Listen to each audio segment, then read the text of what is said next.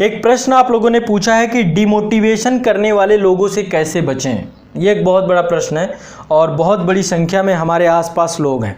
देखो, जैसा कि हम एक सामाजिक प्राणी हैं, है ना, आसपास लोगों का हुजूम है, बहुत बड़ी संख्या में लोग हमारे साथ हैं, हमारे आसपास रह रहे हैं, जो हमारी गतिविधियों को देखते हैं। मुझे लगता है कि हम जो कुछ भी करते हैं अपने लिए कम, दूसरों के लिए ज़्यादा करते हैं।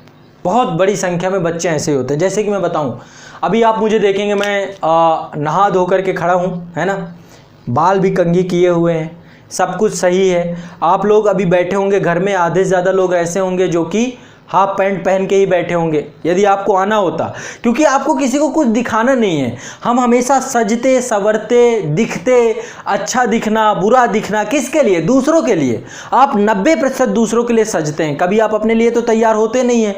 तो हमारे लिए, हमारे जीवन में दूसरों का प्रभाव बहुत ज़्यादा होता है। हर चीज़ हमारे दिमाग में हमेशा दूसरे लोग रौंदते रहते हैं, कौंधते रहते हैं। मेरा ये होगा तो क्या होगा, ये क्या कहेगा, ये नहीं होगा तो ये क्या कहेगा। हमें लगता है हमसे ज़्यादा चिंता तो हमें दूसरों की पड़ी है कि वो क्या कह देगा, वो क्या करेगा। तो एक तरीके से ये लोग हमारे लिए फ़ायदे के भी होते हैं और नुकसान के भी होते हैं। दो तरीके से इनका फ़ायदा किया जा सकता है। ये जो बाहर के लोग हैं जो आपके जीवन में आकर के जुड़ गए हैं, या मैं इनको क्या बोलूँ, आपके जीवन के अतिरिक्त, मैंने जैसे कि आपको बताया ना कि आपके जीवन के 3 पक्ष होते हैं, तीनों पक्षों पे हमको कार्य करना होता है। एक होता है सोशल लाइफ, ये सोशल लाइफ वाले लोग हैं सारे। एक होता है आपकी प्रोफेशनल लाइफ, है ना, प्रोफेशनल लाइफ। तीसरी होती है आपकी पर्सनल लाइफ। पर्सनल लाइफ में आप सिंगल यूनिट होते हो, अकेले। सोशल लाइफ में आपकी फैमिली हो सकती है, आपके फ्रेंड्स हो सकते हैं, है ना, आपकी फैमिली हो सकती है, आपके फ्रेंड्स हो सकते हैं, आपके आसपास के लोग हो सकते हैं। बड़ी संख्या है ऐसे लोगों की जो आपके जीवन को प्रभावित करते हैं। रिलेटिव्स हो सकते हैं, बहुत सारे रिलेटिव्स हो सकते हैं। तो ये सब आपके आते हैं सोशल लाइफ में। अब इन लोगों का इन्फ्लुएंस बहुत ज़्यादा होता है। हम 90% जो भी काम करते हैं इन्हीं के लिए करते हैं, सोशल लाइफ। यही लोग मुझे लगता है हमारी समस्या के सबसे बड़े कारण होते हैं। सोशल लाइफ वाले जो लोग होते हैं हमारे जीवन के सबसे ज़्यादा समस्या यदि कोई पैदा करता है, या हम सबसे ज़्यादा जिनको लेकर चिंतित रहते हैं, इन्हीं लोगों को। हमें अपने जीवन से कम मतलब रहता है, इनके जीवन से ज़्यादा मतलब रहता है। इनको लेकर हम बहुत परेशान रहते हैं, बहुत तनाव में रहते हैं, बहुत टेंशन में रहते हैं कि अरे ये हो जाएगा तो ये हो जाएगा, वो हो जाएगा तो वो हो जाएगा, ये कर देंगे तो वो हो जाएगा। अब ये इसको आप कहाँ तक सही समझते हैं? देखो, सबसे पहली चीज़, इनका एक बेनिफिट है।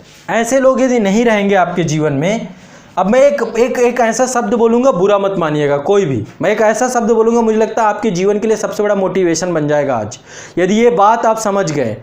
मैं हमेशा कहता हूँ यदि गली को साफ रखना है, अब ऐसा रुक जाइएगा थोड़ा सा, ये क्योंकि बड़ा विवादित शब्द हो जाएगा, लेकिन फिर भी बोल देता हूँ आज। मैं ये कहना नहीं चाहता लेकिन कह ही देता हूँ, ठीक है।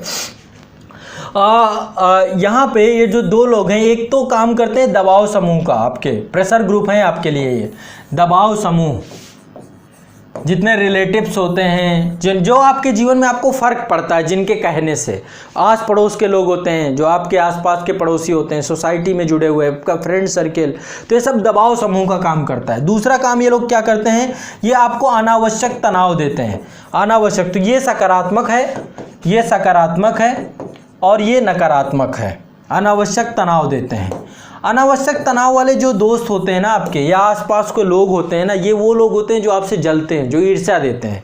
तो उनको मज़ा आता है, जब आप परेशान में होते हैं तो इनको मज़ा आता है। ऐसे लोगों को कैटेगरी हर व्यक्ति के जीवन में होते हैं कुछ ऐसे लोग जिनको आपको तनाव में देख करके मज़ा आता है। बहुत सारे लोग ऐसे होते हैं जो आपके जीवन में, जो आपको तनाव में देखकर आनंदित हो जाते हैं, अरे वाह क्या बात है, वो बिल्कुल मज़े लेंगे। आपके सामने तो बड़ा गंभीर रहेंगे, लेकिन आप जैसे ही जाएंगे पीठ पीछे खूब मज़े लेंगे कि अरे बढ़िया है, भले परेशान हो गया। लेकिन मैं हमेशा एक बात कहता हूँ कि ये लोग बहुत ज़रूरी होते हैं हमारे जीवन में। जो लोग आपको डिमोटिवेट कर देते हैं, जो आपको परेशान करते हैं, जो आपके अंदर तनाव रखते हैं, ये बहुत बेनिफिट कार्य करते हैं, बहुत दबाव समूह का काम करते हैं। देखो, पर्यावरण में बहुत सारी गंदगियाँ होती हैं, लोग लगातार, बहुत सारी डेड बॉडी होती हैं, लोग मरते हैं, है ना, बहुत सारे जानवर मरते हैं। लेकिन यदि चील कौवे ये नहीं हुए या अपमार्जक नहीं हुए तो इनकी गंदगी साफ कौन करेगा? या मैं आसान भाषा में कहूँ, जैसे कि आप देखते हैं ना, यदि आपकी गली बहुत गंदी है तो यदि वहाँ पे 2-4 सूअर छोड़ दिए जाएं तो साफ़ हो जाएगी पूरी तरीके से।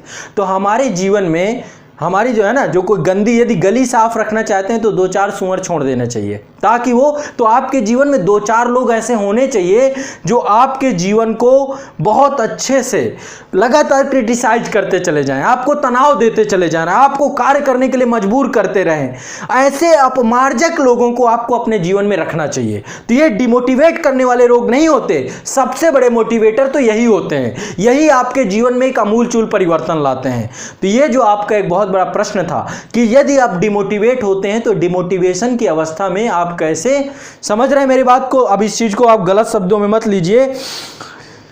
ये गंदगी सफाई करवाइए, आपके दिमाग की जो गंदगी है, जो लोग देकर भी जाते हैं साफ भी यही करेंगे। तो 2-4 ऐसे लोग अपने जीवन में रखिए जो आपके आसपास के माहौल को साफ कर सके। बस इतनी सी बात मेरी याद रखिएगा कि जब गली गंदी हो तो 2-4 ऐसे लोग छोड़ देने चाहिए जो उसे साफ करके चले जाएं। बस इतनी सी बात है। यदि इतनी सी बात समझ गए, मैं कभी डिमोटिवेट नहीं होता इस मामले में, मुझे नहीं होता, सच बता रहा हूँ। मैं परेशान, देखो कई बार होता है काम को लेकर के आप बहुत सिंसियर होते हैं, गंभीर होते हैं, चिंतनशील होते हैं, तो काम करने के लिए आप प्रतिबद्ध होते हैं, इसको लेकर तो मैं परेशान होता हूँ। लेकिन कभी इसलिए नहीं कि यार इसने ये कह दिया, उसने ये कह दिया, इसने वो कह दिया, वो तो अपना स्वपतन कर रहा है। बहुत सारे लोग होते हैं, आज मैं ऑनलाइन एजुकेशन में हूँ, इंटरनेट में हूँ, तो लगातार बहुत सारे हर तरीके का कमेंट आते हैं, हर तरीके का एक इन्वायरमेंट है हमारे आसपास। लेकिन इनको लेकर यदि मैं चिंतित हुआ तो मेरा तो सबसे बड़ा दुर्भाग्य है। इनको लेकर चिंतित होना, इनको लेकर चिंतित होना है कभी कभी बहुत। तो ऐसे रखिए करिए कि ये लोग आपके लिए कोई महत्व नहीं रखते हैं।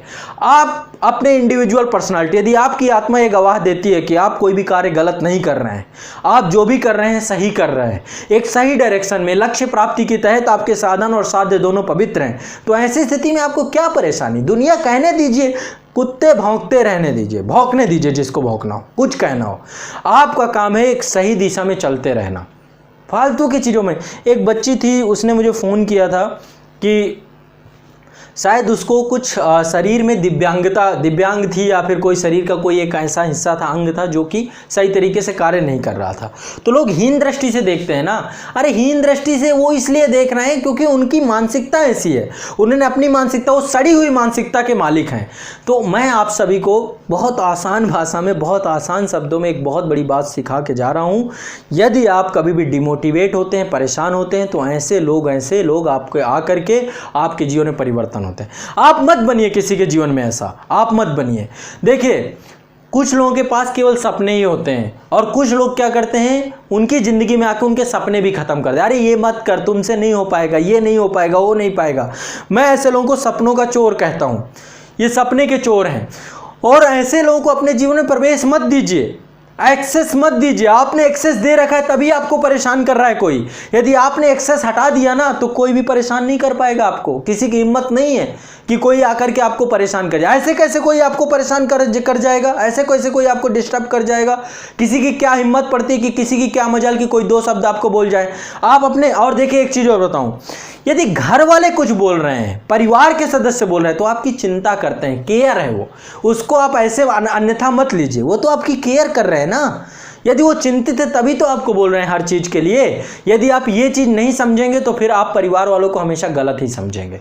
आपको लगेगा कि नहीं मुझे हर चीज़ पे टोकते हैं, पिताजी हर चीज़ पे ये कहते हैं। अरे उनको आपकी चिंता, वो चाहते हैं कि अपने भविष्य में, अपने जीवन में तो कुछ बड़ा कर जा, इसलिए आपको लेकर हमेशा वो कुछ नई चीज़ें करते रहते हैं और परेशान रहते हैं। तो घर में केयर अलग चीज़ होती है, ईर्ष्या अलग चीज़ होती है, आपको आइडेंटिफाइड करना पड़ेगा, है ना। अब मान लीजिए आप लोग घर से बाहर है, पिताजी ने फ़ोन किया, फ़ोन करके बोलते हैं बेटा पढ़ रहा है कि नहीं पढ़ रहा। अब ये कंडीशन उनकी ये है, आपको लगता होगा यार क्या अच्छा खासा मैं पढ़ रहा था, पिताजी को अभी भी संशय है, अभी भी भ्रम है। फिर आप प्रूव करने में लग जाते हो, नहीं मैं तो पढ़ रहा हूँ, मैं तो लगातार पढ़ता हूँ, मैं तो एक भी समय ख़राब नहीं कर रहा हूँ, रात दिन बस लगा ही रहता हूँ, खूब मेहनत करता हूँ। आप तो ऐसा करना चालू कर दोगे। लेकिन बेटा इससे कुछ नहीं हो पाएगा, इससे कुछ नहीं हो पाएगा, ध्यान रखिएगा। ऐसे कुछ नहीं आपको हासिल हो पाएगा।